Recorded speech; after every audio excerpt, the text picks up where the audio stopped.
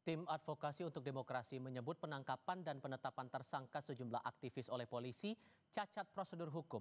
Untuk mengulasnya kami akan diskusikan bersama dengan para narasumber. Bergabung saat ini Maruf Bajamal dari Tim Advokasi untuk Demokrasi dan Komisioner Komisi Kepolisian Nasional Yusuf Warshim. Selamat malam semuanya dengan Tifal. Selamat malam. Ya, malam Mas Tifal. Terima kasih semua sudah bergabung bersama kami kali ini.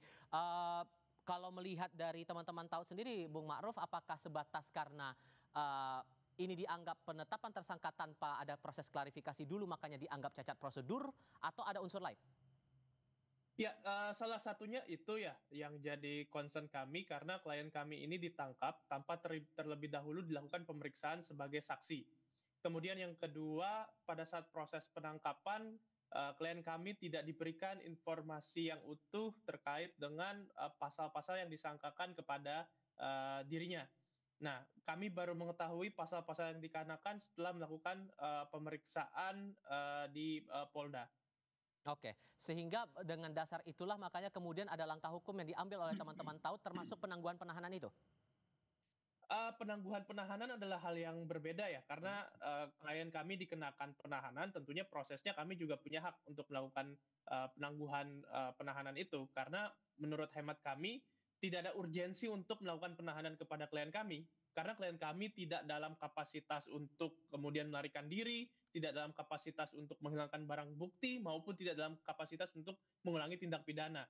Di samping itu juga perkara ini menurut hemat kami secara hukum kami masih mempertanyakan dasar dan argumentasi hukumnya yang menurut hemat kami tidak begitu kuat untuk bisa dikenakan kepada klien kami. Dan itu sudah diajukan atau baru akan berproses dan kira-kira kapan akan diajukan? Iya, sudah kami ajukan. Penangguhan penahanan sudah kami ajukan kemarin dan kami saat ini masih menunggu respon dari pihak penyidik terkait dengan permohonan yang telah kami ajukan. Oke, Pak Yusuf, kalau kemudian dari pihak tersangka ini menilai bahwa ini cacat prosedur ditambah ada penilaian pasal yang dijerat untuk tersangka ini Kami lebih banyak menyimak dan mendengarkan apa yang menjadi keluhan dari pihak Delvero yang kali ini diwakili oleh kuasa hukumnya. Yang itu secara substansi intinya kan berkeberatan dengan adanya penangkapan yang diduga penangkapan itu unprocedural atau ya disebut juga bisa penangkapan yang unlawful, tidak sah kan begitu. Nah, ya itu kita catat, tapi tentu kepolisian ya kita kan tentu juga harus menghormati kewenangan penyidik ya. Penangkapan itu dilakukan sebelum seseorang diperiksa sebagai saksi ataupun sebelum ditetapkan tersangka itu bisa dibenarkan apabila didasarkan pada adanya bukti permulaan yang cukup, ya kan begitu. Nah, penangkapan itu tidak boleh melebihi 1 kali 24 jam. Apabila memang setelah dilakukan penangkapan, setelah 1 kali 24 jam, ternyata bukti permulaan cukup itu tidak terpenuhi, ya dilepaskan.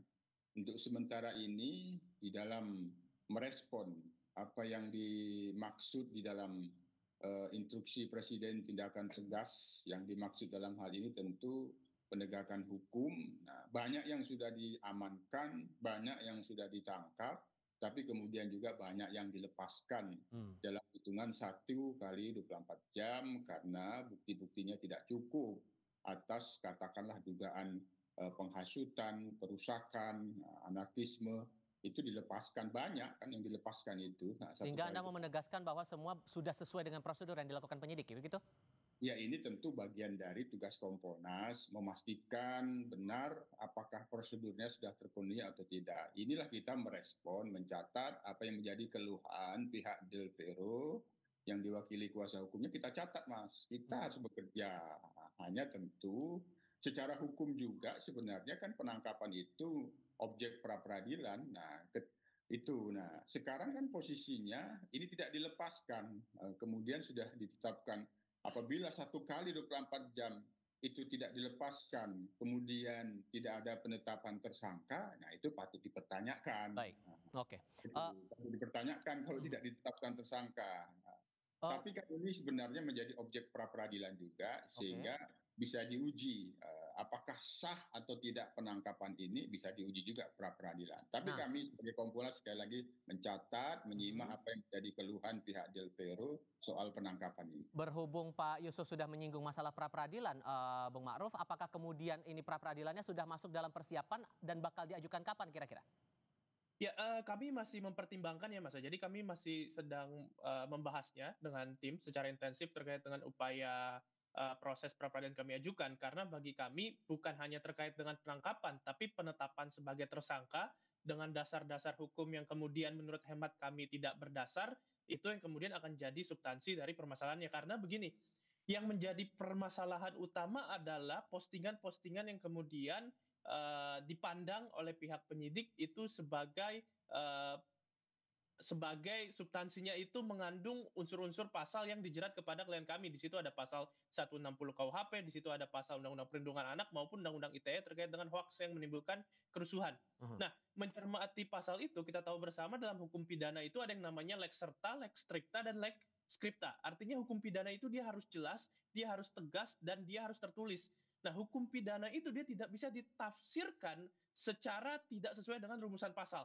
Nah, berdasarkan penilaian kami dari muatan dari substansi postingan itu tidak ada unsur melawan hukum. Itu satu.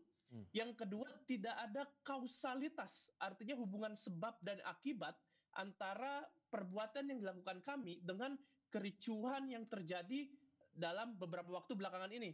Yang ketiga, terkait dengan proporsionalitas juga penting untuk melihat di sini. Hemat kami adalah klien kami tidak punya kualifikasi dan muatan postingan itu tidak dia tidak punya kualifikasi untuk kemudian berkontribusi atas kericuhan yang terjadi. Oke. Nah, Mhm. atas dasar itu, menurut hemat kami, kericuhan itu kami yakini di situ tidak ada faktor tunggal Baik. karena di situ kompleks dan kemudian rumit. Nah, melihat itu kami kemudian memandang bahwa penetapan tersangka, penggunaan pasal-pasal kepada klien kami itu tidak sesuai dengan berdasarkan hukum pidana yang kemudian Oke. rumusan Nah, Pak delik yang Yusuf, dialamatkan. kalau kemudian penjelasan dari pihak tersangka seperti itu dan kalau ternyata kemudian ada bukti-bukti baru yang menunjukkan para aktivis ini tidak bersalah, so gimana kemudian? Ya, kalau sudah ditetapkan tersangka kan berarti sudah diterbitkan SPDP, surat dimulai perintah penyidikan. SPDP itu tidak bisa dihentikan apabila tidak ada upaya hukum untuk membatalkan itu. Nah itu, jadi SPDP itu tidak bisa dihentikan lagi kalau tidak ada upaya hukum yang membatalkan itu. Hmm. Oleh karena itu, kita tentu mencatat ya barangkali sebagai responsif penyidik terhadap apa yang menjadi keluhan ini bisa saja dilakukan gelar perkara khusus untuk mendapatkan penjelasan, klarifikasi apa yang menjadi alat bukti. Minimal 2 alat bukti itu apa? Tentu pastikan berdasarkan KUHP 184 yang dimaksud dengan alat bukti. Ya. Nah, maka upaya hukum yang dimaksud itu ya memang ya perlu dilakukan upaya pra peradilan. Dengan upaya pra peradilan itulah bisa dibatalkan penetapan tersangka itu. Oke, singkat saja untuk masing-masing. Kalau mencermati ini dan ada upaya untuk pra peradilan juga, Bung Ma'ruf, amunisi apa yang bakal disiapkan oleh teman-teman penasihat hukum dari para terdakwa ini? Ya, pasti yang pertama klien kami itu tidak bertanggung jawab dan tidak kemudian kami menurut hemat kami dia tidak dapat dikenakan pasal-pasal yang disangkakan kepadanya karena dia tidak punya kualifikasi untuk bertanggung jawab atas kericuan yang terjadi. Oke. Yang kedua, postingan yang dipermasalahkan itu tidak ada unsur melawan hukum. Yang ketiga, menurut hemat kami tanpa pra peradilan karena ini perkaranya adalah syarat dengan kriminalisasi, menurut hemat kami ini bisa dihentikan karena salah satu alasan penghentian penyidikan adalah karena tidak ada peristiwa pidana. Nah, menurut hemat kami berdasarkan apa yang kemudian dilakukan oleh klien kami, berdasarkan profil dari klien kami di situ sedang melakukan advokasi hak asasi manusia maupun demokrasi, Baik. maka dia seharusnya dapat dibatalkan dengan dihentikan perkaranya. Oke, Pak Yusuf, singkat saja untuk menanggapi ini. Iya, tadi kita sudah bersaran untuk mendapatkan klarifikasi itu perlu dilakukan permohonan klarifikasi gelar perkara khusus. Nah, ataupun ya karena ini sudah penetapan tersangka, kecuali di dalam proses penyidikannya memang benar-benar tidak cukup bukti, ya itu bisa penyidik melakukan kewenangannya menghentikan. Baik. Tapi sekali lagi ini disarankan kuasa hukum dapat mengajukan permohonan gelar perkara Oke. khusus sehingga bisa diklarifikasi apa sebenarnya. Tapi Baik. itu tentu kami sebagai pengawas tentu tetap menghormati kewenangan penyidik, termasuk juga penyidik kita tuntut profesional, transparan, dan akuntabel. Proses model itu harus dijalankan, ada hak-hak tersangka yang tetap harus dihormati dan dipenuhi. Proses hukum ini masih akan tetap berjalan. Pak Yusuf, Bung Ma'ruf, terima kasih banyak sudah berdiskusi bersama kami. Selamat malam semuanya.